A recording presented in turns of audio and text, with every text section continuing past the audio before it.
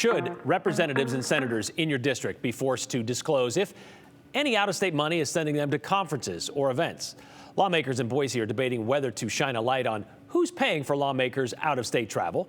The bill's sponsor says it's about transparency. Those opposed, they call it a double standard. Aspen Shumpert has the call on what happened. This bill is about control. It's about creating an environment where it really suppresses our ability to be able to go to these events. It's called a transparency bill, something the bill sponsor, Stephanie Mickelson, tells me targets what she calls dark money from outside groups trying to influence Idaho policy. In the last election cycle, there was a huge amount of money that came in from out of state, and basically for $2 to $3 million, these out of state groups bought our state legislature to be able to have the outcomes that they wanted to have. The legislation requires lawmakers to disclose when outside groups pay for their out-of-state travel. We don't want to shut down regular Idahoans and real issues and real problems that we have for Idahoans by having all these bill mill bills that come through the state based upon out-of-state influence. Lawmakers would report to the Secretary of State where and when they traveled, why, and who paid for it. They'll need to submit all of that within 30 days of traveling out of state. If not, they'll face a $25 fine for each day it goes undisclosed.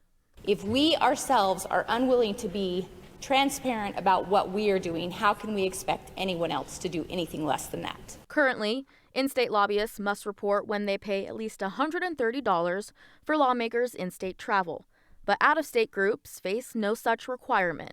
Mickelson says that's the loophole she's trying to close. If we're not willing to do that, then goodness gracious, we shouldn't be making the laws.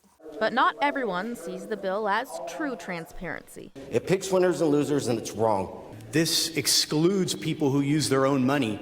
So if it's really about transparency, shouldn't everybody, whether they can buy their way out of transparency or not, have to declare that? To me, this creates kind of a transparency caste system. The argument that it was a caste system was kind of silly, because I got to tell you, I think even legislators that could afford it, if somebody else is willing to pay the bill, why would they spend their own money? Other lawmakers say the bill is a good thing. We have sat here for weeks on end and debated about how we need more transparency in this state. We passed DOGE, which was a great idea. We've carved through bills. We've sent stuff back, and we just did one earlier. And then when it comes to us, we want to sit here and say, well, maybe this shouldn't apply to me. I think that to have this type of transparency for our constituents is just a good faith offering that we're willing to show you where we get our ideas or where our influences come from. So that bill did pass on the House floor last week. Mickelson is also trying to pass this exact same bill, but instead the requirements would be for state officials like the governor or the attorney general. That bill is waiting for its debate on the House floor, Brian. And I assume we're going to hear some of the same arguments, although it wouldn't necessarily be about them. So maybe not. Maybe they'll be more willing to pass those as opposed to shining the light on themselves. Yeah, and she decided to split these into two bills instead of one because she felt like she had a better chance to maybe pass one, maybe one wouldn't go, instead of trying to put it all in one and maybe it getting vetoed. The whole thing going down the tubes. All right. Thank you very much, Aspen.